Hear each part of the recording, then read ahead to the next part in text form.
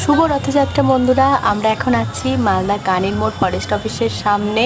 রথযাত্রা উপলক্ষে ইস্কনের তরফ থেকে রথ বের করা হয়েছে। মোট 4টে রথ বেরোয়, একটা প্রভুপাদের আর 3টে বলরাম, সুভদ্রা এবং জগন্নাথ দেবের। পরপর রথগুলো আসছে, দেখতে পাচ্ছ যে কত ভক্তের সমাগম হয়েছে রথযাত্রা উপলক্ষে।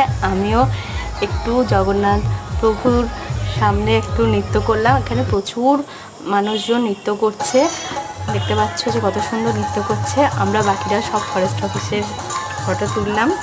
খুব সুন্দর লাগছে, মানে রথযাত্রাটা এত ভালো লাগে। রথ বের হলে দেখতে পাচ্ছ প্রচুর মানুষ একদম গোপীর ড্রেস পরে রথযাত্রাতে সামিল হয়েছে, কত সুন্দর লাগছে।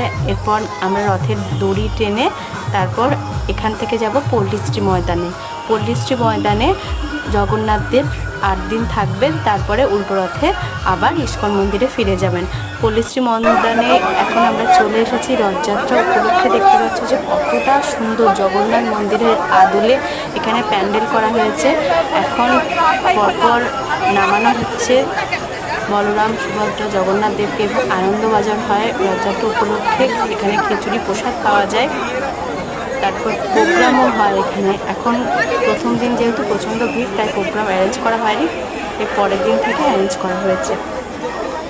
দেখতে পাচ্ছি যে কতটা সুন্দর লাগছে। এরপর মন্দিরে তোমাদের ভেতরটা আমরা দেখাবো, তো চলো ভেতরটা একবার দেখাই। দেখতে পাচ্ছ যে কতটা সুন্দর ভেতরটা, খুব সুন্দর লাগছে ভেতরের কাজ। দেখতে পাচ্ছ, যেহেতু এখনও জগন্নাথ দেব আসেনি তাই একটু ফাঁকা লাগছে জায়গাটা। প্রচুর মানুষ বসে আছে। আমি আর মা এখন ফটো তুলে নিলাম, প্রদীপও আছে।